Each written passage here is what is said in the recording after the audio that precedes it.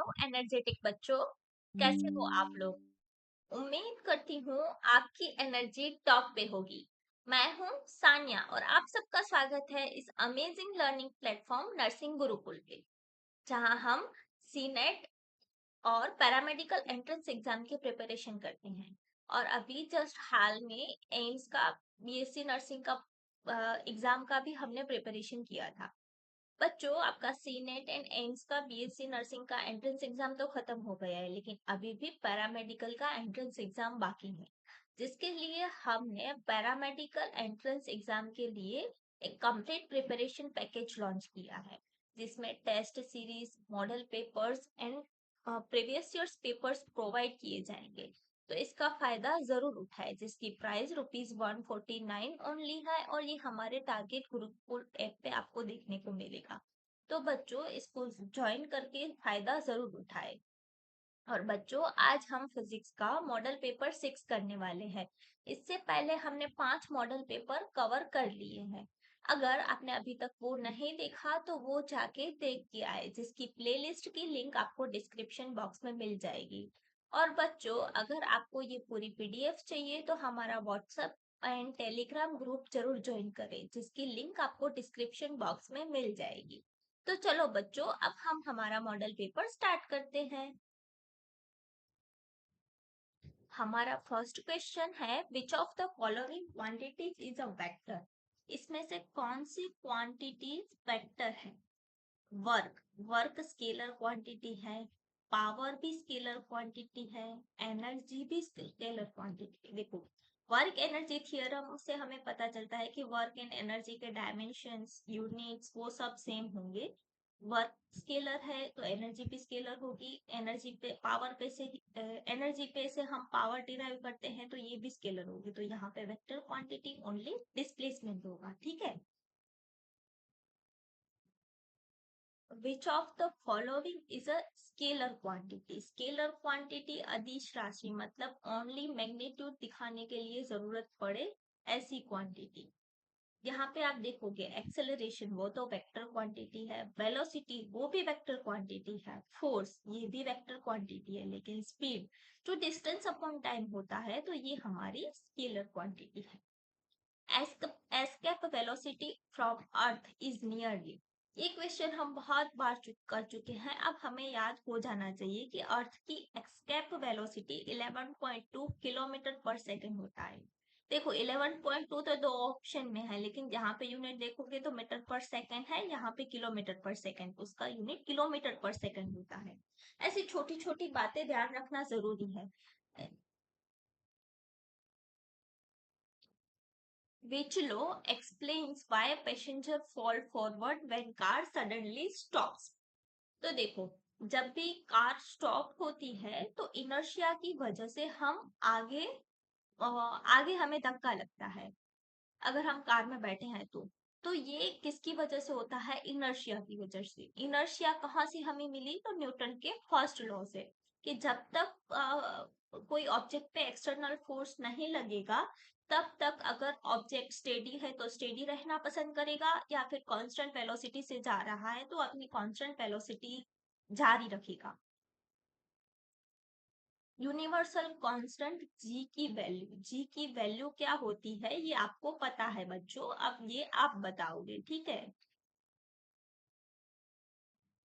Area under velocity time graph. देखो, वापस area, ये ग्राफ वाले क्वेश्चंस भी बहुत ज्यादा इंपॉर्टेंट है बच्चों।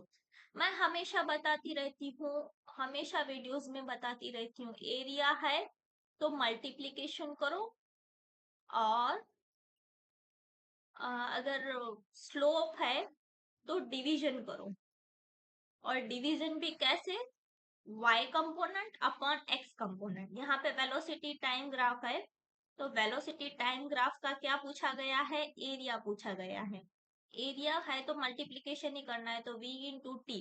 v इंटू टी क्या होता है? डिस्प्लेसमेंट होता है, क्योंकि v is equal to displacement by time होता है, तो v इंटू टी डिस्प्लेसमेंट के इक्वल होगा, तो एरिया यहाँ पे हो जाएगा डिस्प्लेसमेंट। एरिया तो मैंने बता दिया बच्चों, आप बता सकते हो कि स्लोप क्या होगा?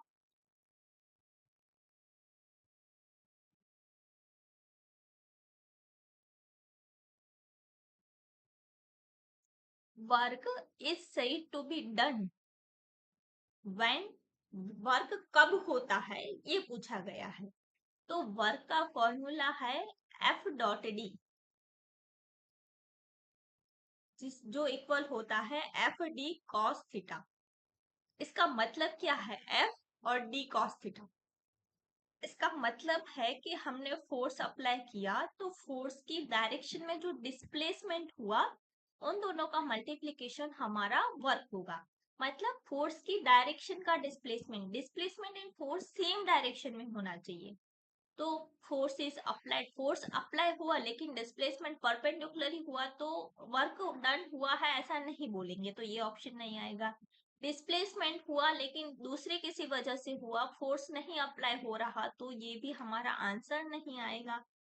परपेंडिकुलर होगा तो भी वर्क डन 0 हो जाएगा, लेकिन अगर सेम डायरेक्शन में है तो वर्क होगा। ऐसा यूनिट ऑफ मोमेंटम, मोमेंटम क्या होता है m इंटू वी। m का यूनिट किलोग्राम, v का यूनिट मीटर पर सेकेंड, तो किलोग्राम मीटर पर सेकेंड ये हमारा आंसर आ गया। Which of the following device works on the Pascal's law? Pascal's law पे हमें पता है कि हाइड्रोक्लिक लिफ्ट काम कर। सपोज कि यहाँ पे कोई स्मॉल एरिया पे हमने प्रेशर अप्लाई किया है, स्मॉल एरिया पे प्रेशर अप्लाई किया है, ये प्रेशर यहाँ पे जो फ्लूइड भरा जाएगा उससे इक्वली ट्रांसमिट होगा और यहाँ पे भी इतना ही प्रेशर एक्ट करेगा। ये हमारा पास्कल्स लॉ है, ये हमारा हाइड्रोक्लिक लिफ्ट है जो पास्कल्स लॉ पे वर्क करता है। When ice melts at 0 degree Celsius is its temperature, देखो बच्चों, जब भी एक फॉर्म से दूसरा फॉर्म चेंज हो रहा है, फॉर्म चेंज हो रहा है, उस दौरान टेम्परेचर है वो कांस्टेंट रहता है। जब तक अगर बर्फ पिघल रही है, बर्फ से सारी बर्फ से पानी ना बन जाए तब तक टेम्परेचर कांस्टेंट रहेगा। सारा पानी बन गया बाद में उसका टेम्परेचर बढ़ेगा।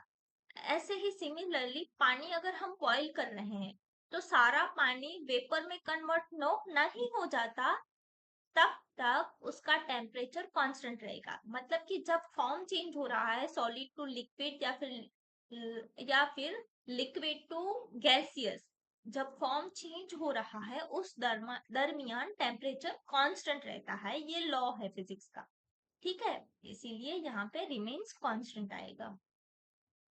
Which one is not a mode of heat transfer?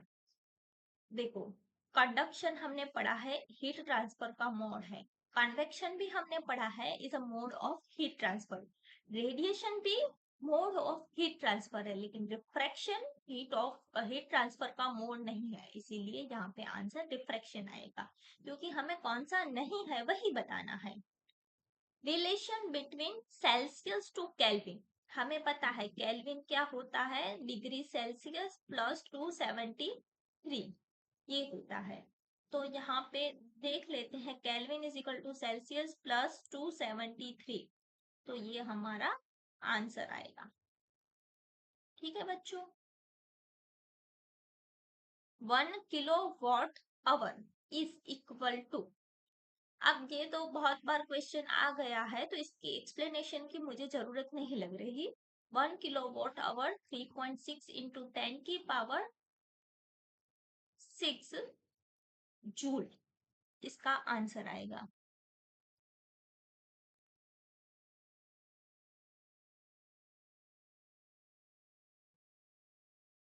Sound waves होते हैं वो किस टाइप्स के वेव होते हैं? तो साउंड वेव्स होते हैं लॉन्गिट्यूडिनल वेव्स होते हैं जो मीडियम में कंप्रेशन एंड रेयरफेक्शन से आगे बढ़ते हैं।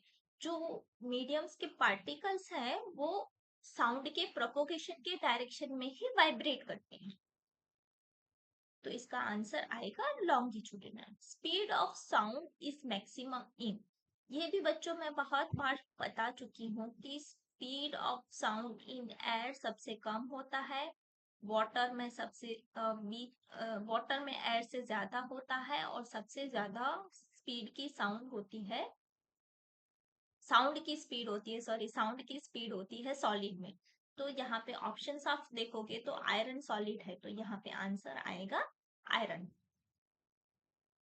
Which of the following is not a characteristics of simple harmonic motion? SHM मतलब सिंपल हार्मोनिक मोशन। तो बच्चों सिंपल हार्मोनिक मोशन में रिस्टोरिंग फोर्स, देखो ये एक पेंडुलम है जो सिंपल हार्मोनिक मोशन कर रहा है। तो अगर ये यहाँ जाएगा तो उसको फोर्स यहाँ खींचेगा, यहाँ जाएगा तो फोर्स यहाँ खींचेगा, तो उस पर रिस्टोरिंग फोर्स तो एक्ट कर रहा है।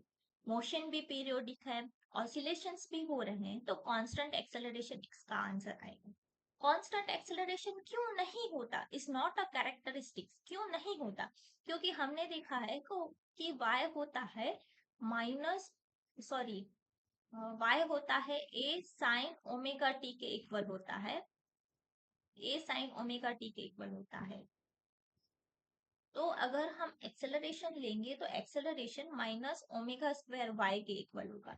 अब हर पॉइंट पे डिस्प्लेसमेंट अलग अलग होता है, तो डिस्प्लेसमेंट के अकॉर्डिंग एक्सेलरेशन भी चेंज होगा, कांस्टेंट तो नहीं होगा, इसीलिए यहाँ पे कांस्टेंट एक्सेलरेशन इसकी कैरेक्टरिस्टिक्स विशेषता नहीं है। ठीक है बच्चों। रेजोनेंस फ्रीक्वेंसी किसे कहते हैं, रेजोनेंस कब होता है?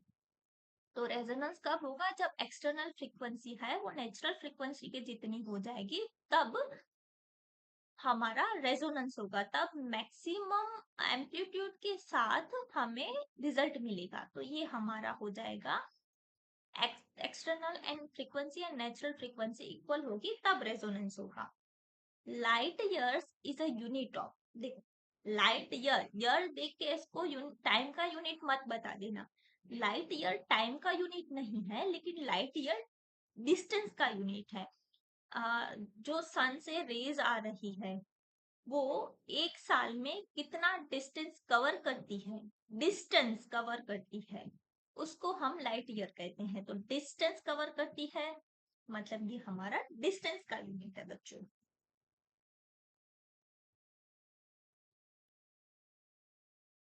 Which colour deviates least in the prism?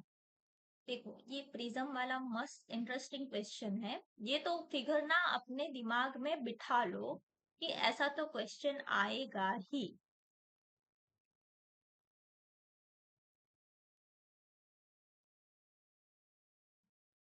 और हमें पता है V2R ऐसे होता है। V है वायोलेट कलर है, वो सबसे ज्यादा डेविएट होगा, और जो रेड कलर है वो सबसे कम डेविएट होगा। तो यहाँ पे लीस्ट डेविएट पूछा गया है, तो लीस्ट डेविएट रेड कलर होगा बच्चों। Myopia is corrected bye, myopia होता है वो करेक्ट करने के लिए हमें कॉनकेव लेंस पहनाया जाता है। कौन सा लेंस? कॉनकेव लेंस, इसीलिए यहाँ पे आंसर आएगा concave lens.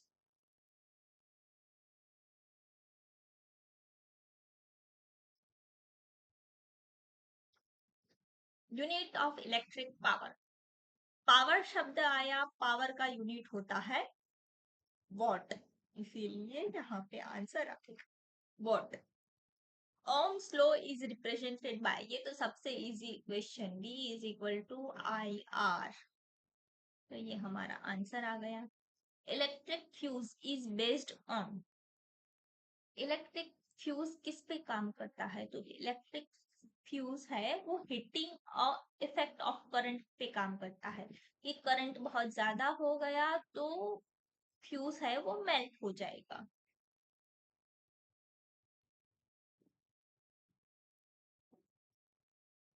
Magnetic field around a straight conductor is, straight conductor के अक्रॉस मैग्नेटिक फील्ड पूछा गया है। तो हमें पता है लॉ के अकॉर्डिंग कि अगर हम करंट की डायरेक्शन में अंगूठा रखेंगे और उंगलियां फेरेंगे, तो जिस डायरेक्शन में हमारी उंगलियां आई वो हमारे मैग्नेटिक फील्ड की डायरेक्शन हो गई। तो इस डायरेक्शन में हम अंगूठा रख रहे हैं, तो हमारी जो मैग्नेटिक फील्ड है वो एंटी क्लॉकवाइज ऐसे आ रहा है, तो ये सर्कुलर है, इसीलिए यहाँ पे आएगा सर्कुलर लाइन। ऐसा यूनिट ऑफ मैग्नेटिक फील्ड का ऐसा यूनिट होता है टेस्ला। तो यहाँ पे आंसर आएगा टेस्ला। बच्चों, यहाँ पे हमारा मॉडल पेपर खत्म होता है। अब हम मिलते हैं नए मॉडल पेपर के साथ। तब तक बने रहें हमारे साथ। Have a nice day.